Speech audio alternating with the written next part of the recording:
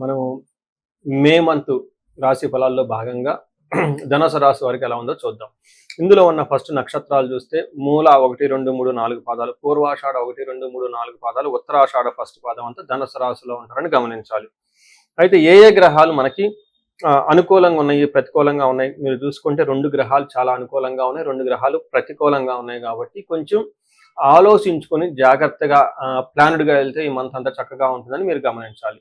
మనకు సూక్ష్మ గోచారం, లఘు గోచారం అనే కాన్సెప్ట్ ప్రకారం చూస్తే ఇందులో ఉన్న నక్షత్రాలకు ఎలా ఉండబోయే చెప్పే ముందు ఒక్కసారి అక్షరాలు చూసుకున్న ఏ అక్షరాలకి ఎవరెవరికి ఎలా ఉంటుందో ఏ, యో, భా, భీ, భూ, ధా, భా, ధా, భే అన్న లెటర్స్ అంతా కూడా ధనుసు రాశిలో ఉంటారని గమనించాలి. అయితే ఈ గ్రహాలు ముందుగా చెప్పుకునే విధంగా 4 గ్రహాలు మారటంతో 2 గ్రహాలు అనుకూలంగా, 2 గ్రహాలు ప్రతికూలంగా ఉన్నాయి. కొంచెం ఫేవరబుల్, కొంచెం అన్ఫేవరబుల్ గా ఉంటుంది ఈ మంత్ అంతా. కభీ ఖుషి కభీ గమ్ లాగా కొంచెం అప్స్ అండ్ డౌన్స్ గా ఉండే అవకాశం ఉంటుంది, మిక్స్డ్ గా ఉంటుందని తెలుసుకోవాలి. అందులో సూర్యుడు వల్ల ఏమవుతుందంటే ఫస్ట్ 15 రోజులు కొంచెం మానసికంగా ఆందోళన ఉండే అవకాశం ఉంటుంది. సూర్యుడు 15వ తారీఖు మారటంతో బాగా ఉత్సాహంగా ఎనర్జెటిక్ గా ఉంటారు. శత్రువులు అనేవాళ్ళు మీ యొక్క ధాటికి తట్టుకోలేక దూరంగా పారిపోతారు. అదేవిధంగా ధనాన్ని మీరు కోల్పోయే అవకాశం ఎక్కువగా ఉంటుంది. ఓవరాల్ గా విజయవంతంగా ఉంటుంది. అదే 7th హౌస్లో శుక్రుడు ఉండటంతో యువత జన బాధ అంటారు. మీకు ఒక యంగ్ ఉమెన్ ద్వారా జెంట్స్ అయితే ఒక యువత ద్వారా ఇబ్బందులు వచ్చే అవకాశం ఉంటుంది. ఇన్ కేస్ లేడీస్ అయితే ఒక యువకుడైన అబ్బాయి ద్వారా కానీ మీకు ఇబ్బందులు వచ్చే అవకాశం ఉంటుందని గమనించాలి.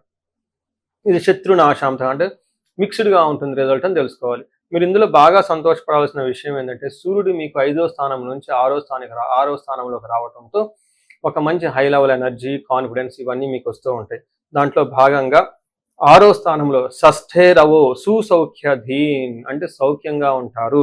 యత్న కార్యార్థ సాధనం ఏదైనా కనుక ప్రయత్నం చేస్తే అందులో చక్కగా అనుకున్న పనులు అవుతూ ఉంటాయి. దేహ ఆరోగ్యం, శారీరకంగా ఆరోగ్యంగా ఉంటారు, సంతోషకరంగా ఉంటారు.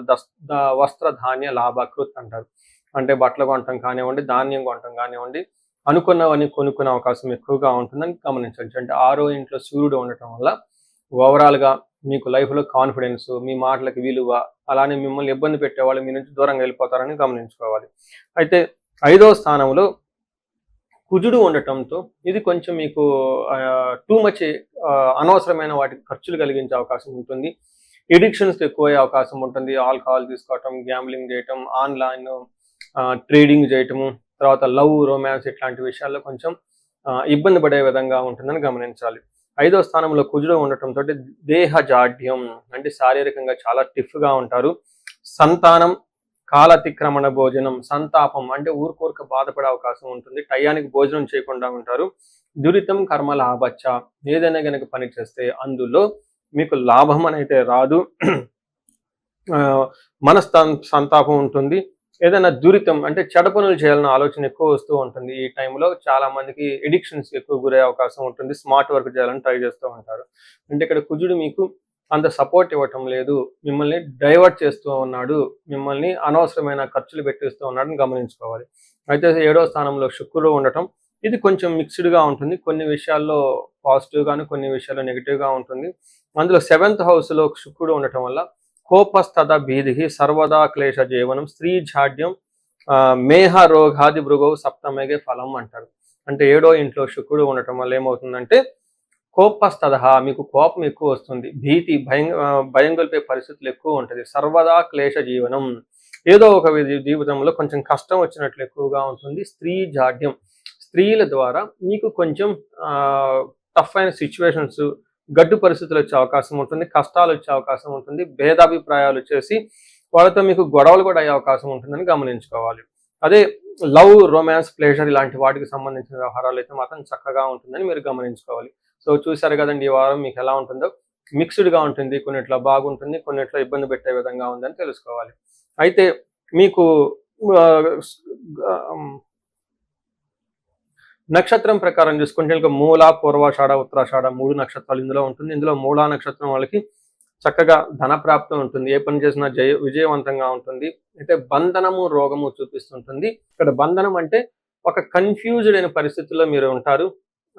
ఫ్యూచర్ గురించి ఆలోచిస్తూ చాలామంది ఎన్ఆర్ఐలు కాల్ చేస్తుంటారు, మేము ఇండియాలో ఉంటే బాగుంటుందా, లేదంటే అబ్రాడ్ సెటిల్ అయితే బాగుంటుందా, అసలు ఉద్యోగం బాగుంటుందా, లేదంటే బిజినెస్ బాగుంటుందా, మధ్యలో లైఫ్లో ఎక్కడో స్ట్రక్ అయిపోయాం అని ఇలాంటి విషయాలు అడుగుతూ ఉంటారు.